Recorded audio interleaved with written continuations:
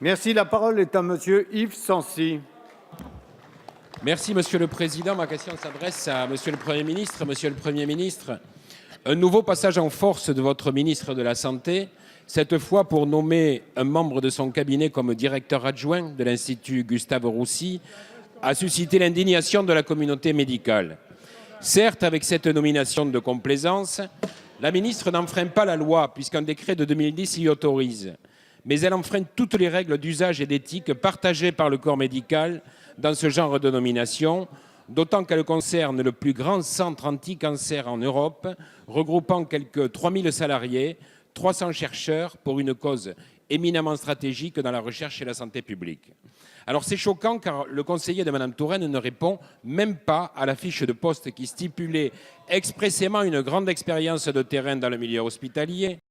C'est choquant car vous vous asseyez sur l'avis négatif du directeur général de l'Institut qui est soutenu par la communauté médicale. C'est choquant car le conseiller de Mme Touraine en est déjà à sa deuxième tentative de recasage après un échec au CHU de Pontoise, sans compter le jeu de chaises médicales pour libérer la place de l'Institut et assurer le placement des proches de Mme Touraine dans différents CHU. Alors, Monsieur le Premier ministre, préparez-vous l'avenir de la recherche française ou préparez-vous l'avenir des copains et des affidés qui ont décidé en nombre de quitter un navire gouvernemental à la dérive depuis le renoncement de François Hollande? Cet épisode renforce l'idée que vous seriez l'exécuteur testamentaire du président de la République, chargé de distribuer les postes avant la grande débâcle. Ce n'est pas à la hauteur ni de votre réputation, ni du centre anti-cancer, ni de notre République. Ce matin, c'est le conseil d'administration de l'Institut qui a lui aussi rejeté la nomination du candidat de Mme Touraine. Alors, Monsieur le Premier ministre, allez-vous en tirer les conséquences et demander à votre ministre de mettre fin à ces pratiques unanimement contestées? Merci. La parole est à Mme Marisol Touraine, ministre des Affaires sociales et de la Santé. Merci, Monsieur le Président, Mesdames, Messieurs les députés. On écoute la réponse. Sancy, de quoi parlons-nous? Du fait que je propose la nomination de Monsieur Frédéric Varnier, qui est un directeur d'hôpital, ayant occupé les fonctions de secrétaire général du grand hôpital du Sud francilien, pour occuper un poste de directeur d'hôpital.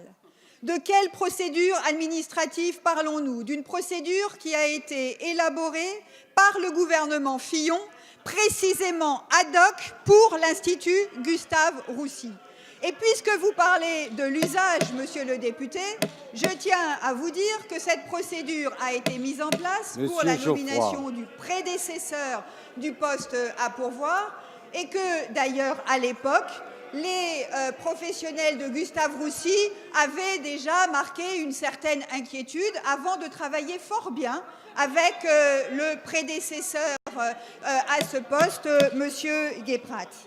Le directeur de l'IGR a souhaité de son côté organiser une autre procédure qui a par ailleurs abouti à ce que M. Frédéric Varnier soit classé dans sa shortlist. Donc ses compétences ne sont pas en cause. Mais je voudrais vous dire, monsieur le député, que je ne vous ai pas entendu quand j'ai nommé il y a quelques semaines un ancien conseiller du cabinet de Mme Bachelot à la tête du CHU de Nice, alors que sur place, les professionnels avaient un autre candidat. Je ne vous ai pas davantage entendu, monsieur le député, lorsque j'ai nommé d'anciens conseillers de cabinet de l'actuelle opposition, respectivement numéro 2 de l'Agence nationale de sécurité du médicament et directeur de l'Agence nationale de sécurité sanitaire et de l'alimentation. Et je ne vous ai pas davantage entendu lorsque j'ai conservé à son poste l'ancien membre du cabinet de M. Sarkozy, qui est un directeur d'administration centrale depuis 5 ans dans mon ministère. Merci. Parce que la seule chose qui compte pour moi, Merci, c'est la compétence, madame. monsieur le député. La parole